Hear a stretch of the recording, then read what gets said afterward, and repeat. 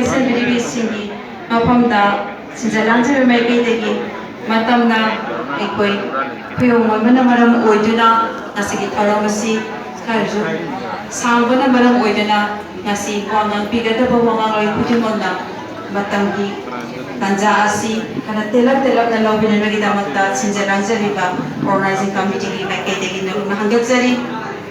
Ngasigi thauram sigi akhan na bawangang loi resource person gi wangang bileme gi tamakta toksinjari ikai kunajari ba bablu loi tungbam executive director ISRA nation birakna ba nolona toksinjari nation biraksi bablu loi tungbam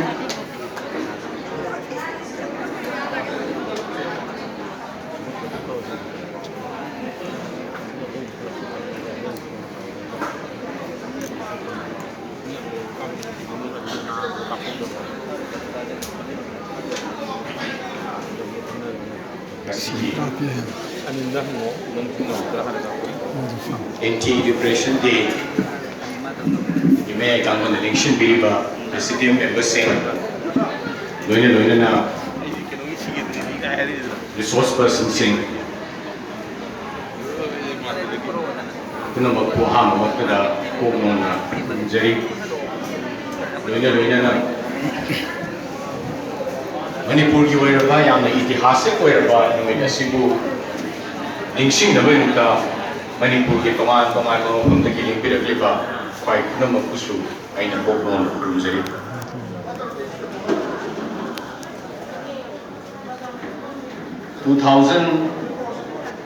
ki 15 July na pokriba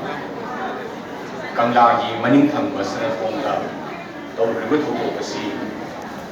Manipur ki itihas ta Mutpanay na sanali ina mayak sing na lehong nagardaw ba adong nakabuk amani sahi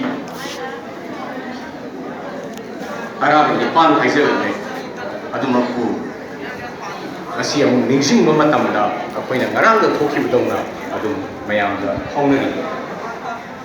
naibagi ang tibadi maduda ichang khawna Sibagi na tongkok pigiba ima arami koi bi manunda ohun mamadi muzik nongga pre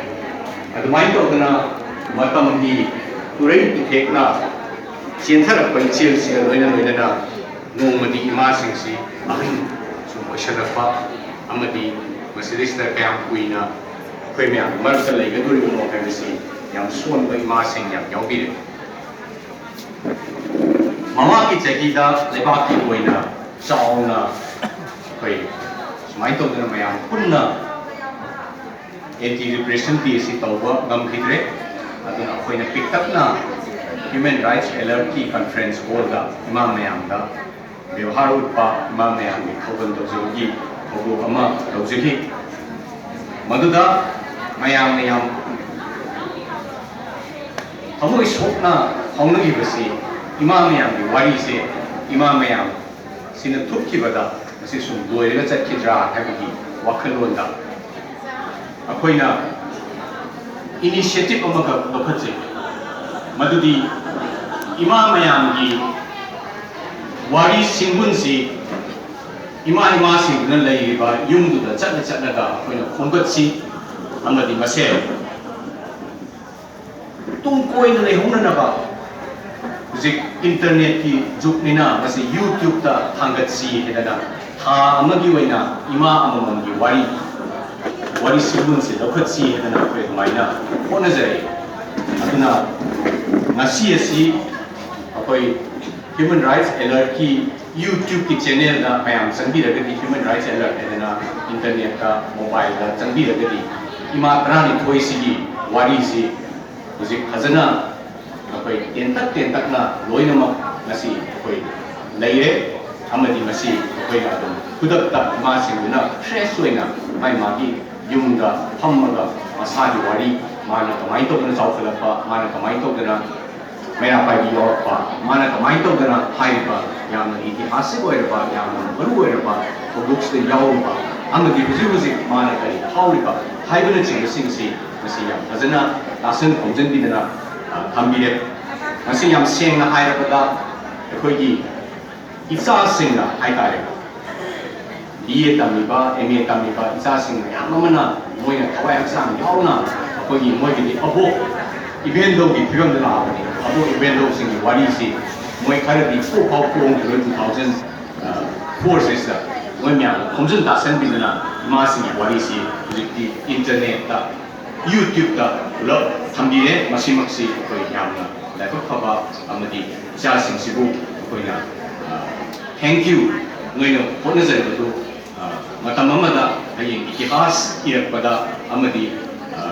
masigi matang da research taw ko mayam da soidana yam tanaba wafam no soidana koigani hedana kanje madugi thabak forum tu da hawai haksang yauna jebi ki ba cha sing ki maming ba yang tang pathok sege moiga ବ୍ୟବହାର utpa moina beninda loitongba ai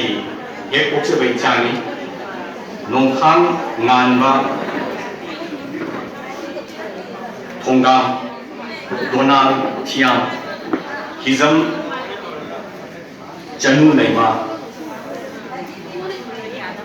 latasi laishram mrigina senjam Mrinalini Ayapam Rajkumari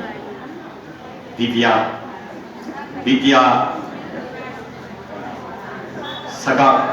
Sagakpam Pujabati Sapam Ranjita Okram Anju Anand Nongthambam Athokpam Visti Sorokhaibam Guneshwari Devi Rishika Laishram Kabita Chanam S. Sobhani Wasa Satyapriya Rajkumari Nikita Sorokhaibam Moi mayam sina chiendana ima mayam na MEITEILOL da thammiba wari si English da translate tawraga prithvibi miyam na khangbe yananaba moina kanna honajaraga tobigibani amadi film mayam du namura matungda editing tawnanabagi madu soyangam lothokpa amadi madugi awara hapsanba music hapsanba chingba tobigibuduna koi Jimmy Phokchom Borlin Chanam Ashutosh Gurumayum Moyahun Sina computer da hapaga haida editing si tobigibani amadi masigi background music appear to sina innocent eyes edena group amana appear kare habaki oinadi hoi amaronga machani haibusu yai adumaku yamna nungsidiba wafam amadi 2004 da imasing na tawdu potse mase mirol amatana haugalakliba mogi machagi level da bala awunataba masugi level da masibu honor tawba masibu ବ୍ୟବହାର tawba amadi masigi magun khangbi base masi aigi motadi akogi apsphagi struggle amadi akogi lamdam sigi miyam sing sigi magi hakki struggle se generation amada loi do businate generation kaya ama jatha da ba koi struggle with the aduna abo event sing na tawram pot sing tu ngasi ichai su sing na mo makha ta jathar pa hai bisima koida yamna nuai jaba amadi masina koina tung koina haiba struggle sing si chathabagi likhun nama ngasi gi continuity ma korakagi mami ubasi koida yam nuai je ani suba koina mana ngasi gi anti repression DSS ta aingonda yamna nuaizaba wafam amakhtana thamjage maduna akoi ukrul gi tangkul sanawrong gi hana president oibiramba Veronica lapiraga ngasi president member oina phambi basima akoi yamna chawthokchaba apspa gi struggle da valley da europe da 60s da 70s da manipur gi chingilam maruina awang thangba chingi lamda yam sathino otpanai base chakhi mayamnasu hendongna khambiri duni Chanu Rose ki wari 1970s da adugi su mamangda akoi Delhi da lai sidi 1980s da gi lakpare aduma chingi lamdadi 1958 da parliament da apspa ji pass tawnana ba honaraba matamda Manipur gi chingi subdivision ahum Senapati ne Ukhul ne aduga Tamenglong ne mase apspa na miot inai jathara pagi potse adum lai krabani laibak chibadi apspa gi mayokta chendara priba HLC masak thokna miyang khangna amadi madugi media gi kari gi mayam du yawda banina chingi chinau singna wabadu wari libinaba tambinaba amadi madugi saithabinaba leitabana maram oidana kuina sangna masi wari singsi khangnadana lerakpado marakta toman ba khaibung tanaruba lejaragasu akoina repression gi mayokta